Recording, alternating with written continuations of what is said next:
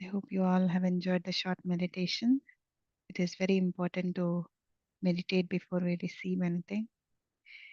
And today, being the last day, the fourth part, I want to read to all of us. It has been an interesting journey with Jonathan Livingston Seagull and his teachings with the other seagulls, being the students initially and becoming the masters to the flock of other seagulls who are really interested in learning to fly. Not like being ordinary, thinking limitless, that a seagull can reach to any height that it wishes to. So, yesterday we have taken an interesting point that we should not reject anybody, we should not reject the flock or the family. We should accept as they are, and we should always see the good in them. And even though we are outcast from the family or from the flock, it is our responsibility to go and help them so that they all can reach their heights, was the message that we have learned from yesterday's part. And from today we will know more of what happens later. And this addition to the book had happened in 2013. Though the book initially was published in 1970s, this part, the fourth part, was not added at that time because Richard Bach himself had thought it was not the time, or he thought people won't accept.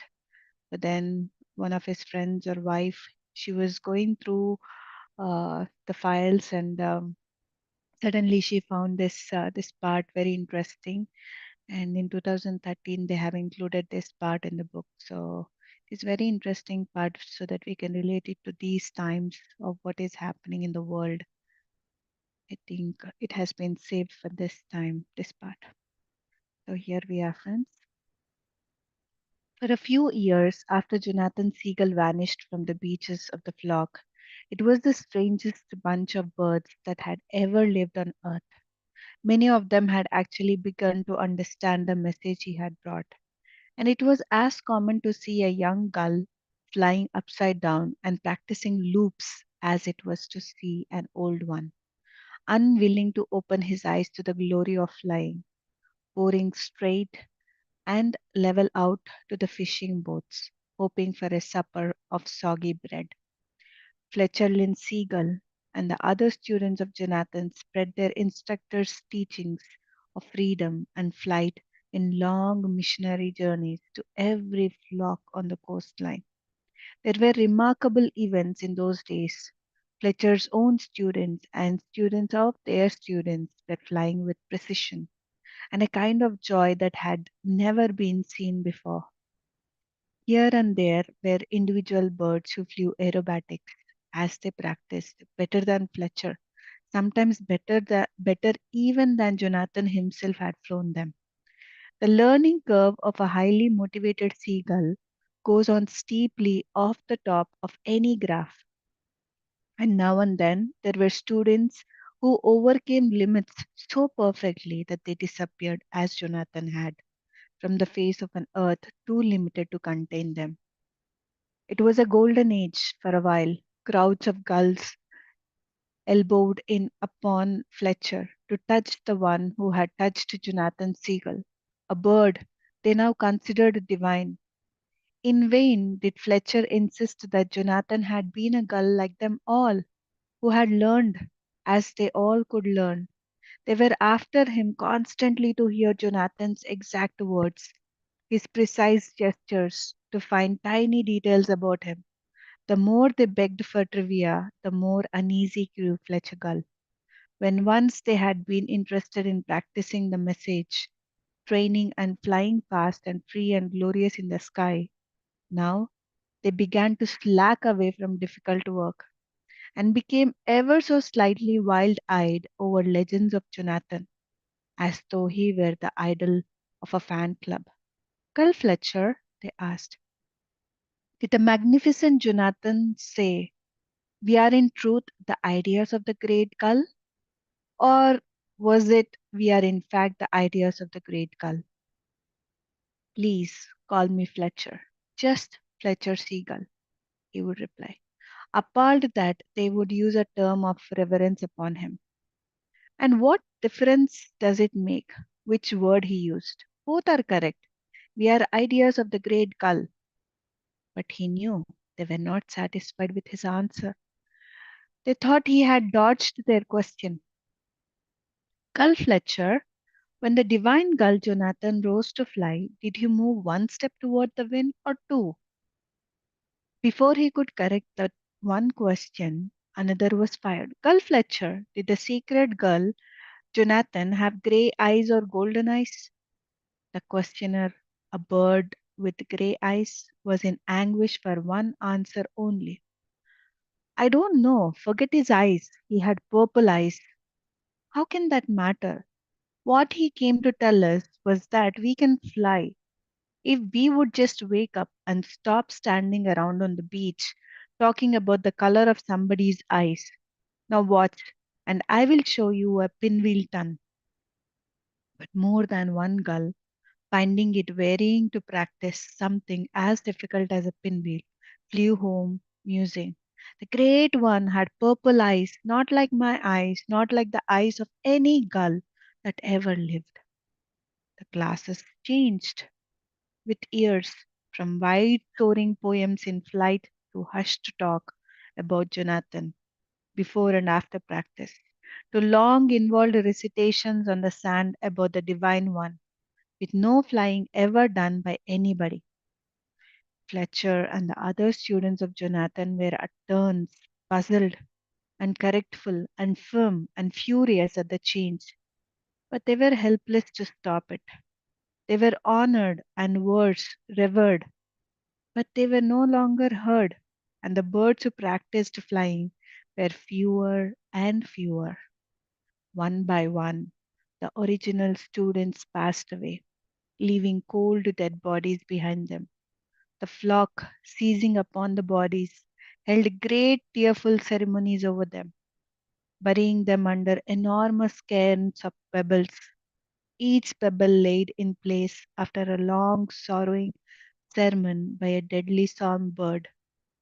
The cairns became shrines, and it was required ritual for every gull who wished oneness to drop a pebble and a doleful speech upon the cairn. No one knew what oneness was. No one knew what oneness was. But it was such a serious, deep thing that a gull could never ask without being thought a fool. Why? Everybody knows what oneness is. And the prettier the pebble you drop on Gull Martin's tomb, the better your chance of getting there. Fletcher passed away at last of all. It happened during a long, lonely session of the purest and most beautiful flying he had ever done. His body vanished in the midst of a long vertical slow roll, something he had practiced since he first met Jonathan Seagull. And when he vanished, he was not setting pebbles or meditating over slogans of oneness. He was lost in the perfection of his own flight. He was lost in the perfection of his own flight. When Fletcher didn't show up on the beach in the next week, when he vanished without leaving a note, the flock was in brief consternation. But then they gathered together and thought and decided what must have happened. It was announced that Gull Fletcher had been seen surrounded by the other seven first students, standing on what would henceforth be known as the Rock of Oneness. And then the clouds had parted, and the great gull, Jonathan Livingston Seagull himself, clad in royal plumes and golden shells, with a crown of precious pebbles upon his brow, pointing symbolically to sky and sea and wind and earth, had called him up to the beach of oneness, and Fletcher had magically risen, surrounded by holy rays, and the clouds had closed again over the scene to a great chorus of gull voices singing. And so the pile of pebbles on the rock of oneness in sacred memory of Gulf Fletcher, was the biggest pile of pebbles on any coastline anywhere on Earth. Other piles were built everywhere in replica, and each Tuesday afternoon the flock walked over to stand around the pebbles and hear the miracles of Jonathan Livingston Seagull and his gifted divine students. Nobody did any more flying than was absolutely necessary. And when it was necessary, they grew strange customs about it. As a kind of status symbol, the more affluent birds began carrying branches from trees in their beaks. The larger and heavier the branch a gull carried, the more attention he earned in the flock. The larger the branch, the more progressive a flyer he was considered. A few in Gull society noticed that by carrying the weight and drag of the branches around with them, the most faithful seagulls became disturbing flyers. The symbol for Jonathan's teaching became a smooth pebble. Then later, any old rock would do. It was the worst possible symbol for a bird who had come to teach the joy of flight, but nobody seemed to notice. At last, nobody who mattered in the flock. On Tuesdays, all flying stopped, and a listless crowd gathered to stand and hear the official flock student recite. In a matter of only a few years, the recitations stratified and hardened into granite dogma.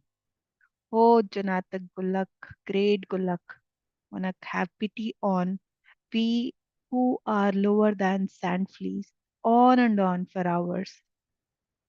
Come Tuesday. It was a mark of excellence for the official to run the sounds together rapid fire, so they couldn't be recognized as words at all.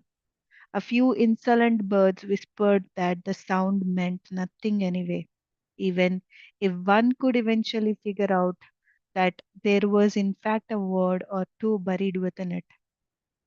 Images of Jonathan, pegged from sandstone, set with great sad purple shell eyes, sprung up all along the coastline. At every cairn and replica cairn, centers to a worship heavier even than rock could symbolize. In less than 200 years, nearly every element of Jonathan's teaching was taken out of daily practice by the simple pronouncement that it was holy. And beyond the aspiration of common gulls, lower than sand fleas, in time, the rites and ceremonies that were planted around the name of Jonathan Seagull became obsessive. Any thinking gull altered course in the air so as not to even fly in sight of kinds, built as they were on the ceremony and superstition of those who preferred excuses for failure instead of hard work and greatness. The thinking gulls paradoxically closed their minds at the sound of certain words: flight, cairn, great gull, Jonathan. On all other matters, they were the most lucid, honest birds since Jonathan himself.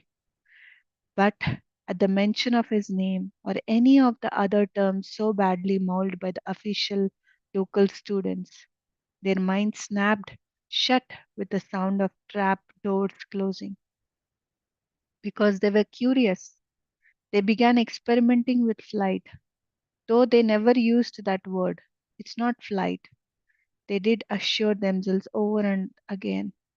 It's just a way of finding what's true. So, in rejecting the students, they became students themselves. In rejecting the name of Jonathan Seagull, they practiced the message he had brought to the flock. This was no noisy revolution.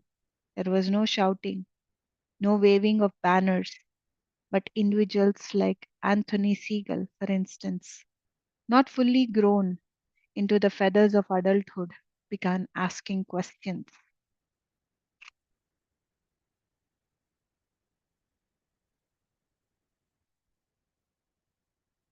Now look, he had told his official local student.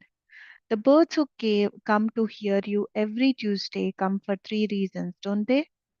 Because they think they are learning something, because they think that putting another pebble on the cairn is going to make them holy, or because everybody else expects them to be there, right?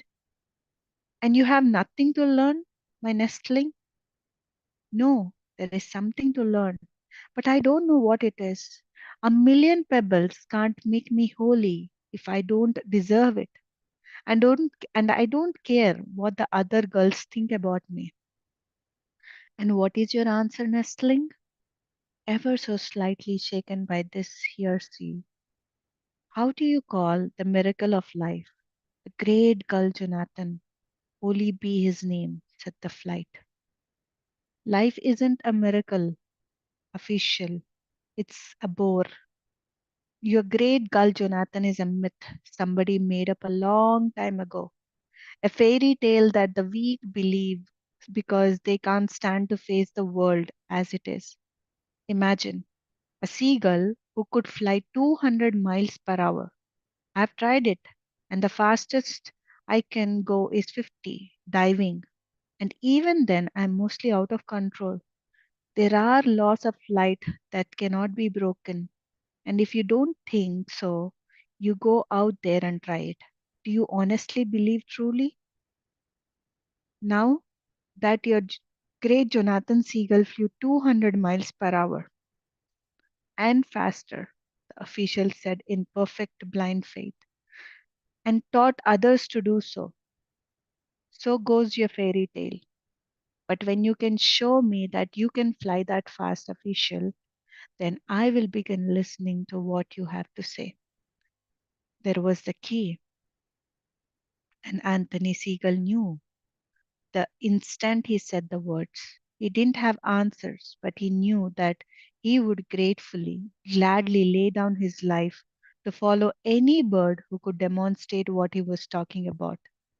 Show him just a few answers in life that worked, that brought excellence and joy into everyday living. Until he found that bird, life would remain grey and bleak, illogical, without purpose. Every seagull would remain a coincidental collection of blood and feathers pointed towards oblivion. Anthony Seagull went his own way, as did more and more other young birds, rejecting the ritual and ceremony that encrusted the name of Jonathan Seagull.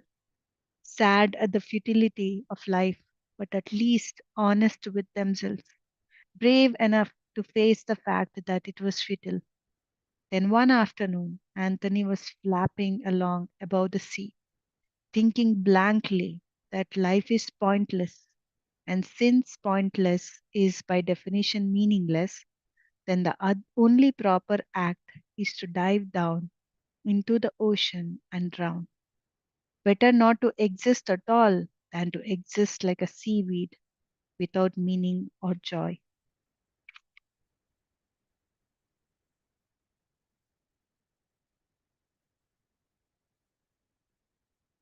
It all made sense. It was a pure logic, and Anthony Seagull had all his life tried to abide by honesty and logic.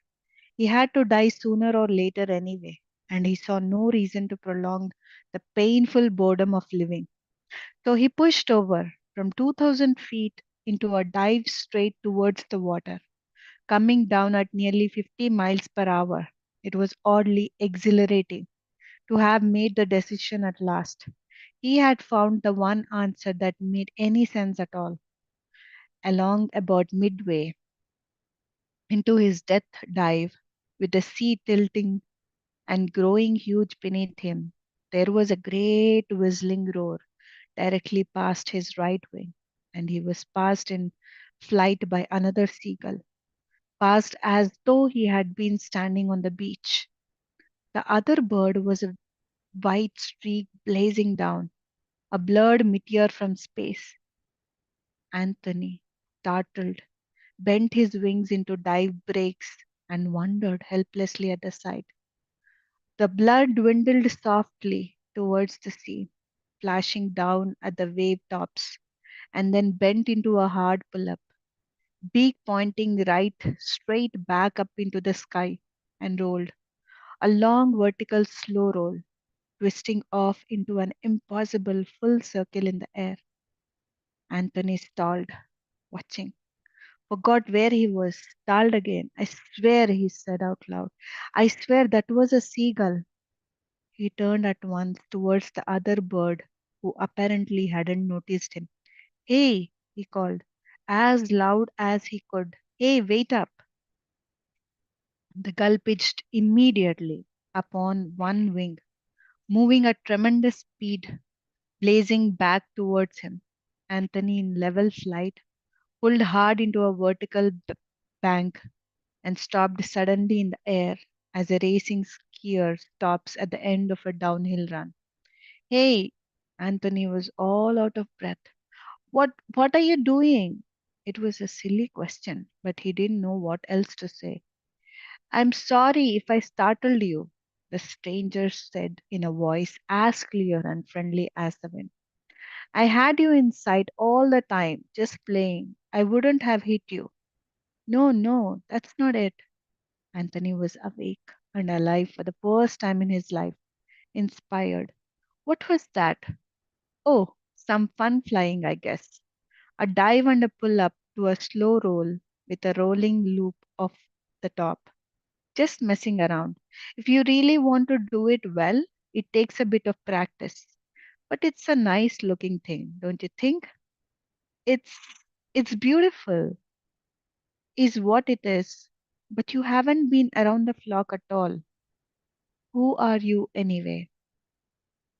Then he says, you can call me John. So wonderful, friends. This was the last part, and we could, wow, it is very, very, very inspiring. So much to learn from this part as well, where wherein we will get lost when we are not practicing and when we are blindly following without any meaning. With time, most of the birds, the seagulls, had forgotten what Jonathan was teaching and what Fletcher was conveying, but they were only wanting to listen to the stories of their adventures and everything. But they were not doing any kind of practice. They were not working on themselves. They really got lazy and they start ignoring the practice. And after so much of time, there comes this seagull, Anthony, who said no to rituals and who was, what is the point in doing all the rituals where we don't know exactly what we are doing? And he moves away from the flock, and he wants to give up his life. There comes the Jonathan supporting him and teaching him how to fly now. So, dear friends, when we have the right questions, when we are thinking out of the box, not the routine, then we will be taken care of. There will be guidance provided. It's just that we have to be at it and we have to practice, practice, and practice. So this was the message of Jonathan and so many other seagulls who had come after him. So yeah, this is a beautiful story. So thank you so much for listening. And if you have anything to share, you can just go ahead and unmute yourself.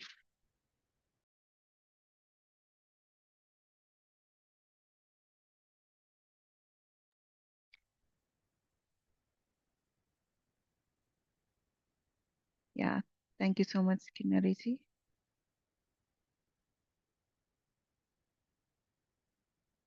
All right, then. So here it is. Then we are we are taking so many lessons from this book, and let us all practice, practice, practice, practice upon ourselves so that we don't get lost. We should not get lost. We should we should be here and now, and the more we are in the here and now, we will set an inspiration to so many people around us, not by our words, just by our presence and by our actions. We don't need to teach them through words. So, yes, dear friends, let us take this inspiration from Jonathan and let us move our life forward in a beautiful manner. Thank you so much, and namaste to all.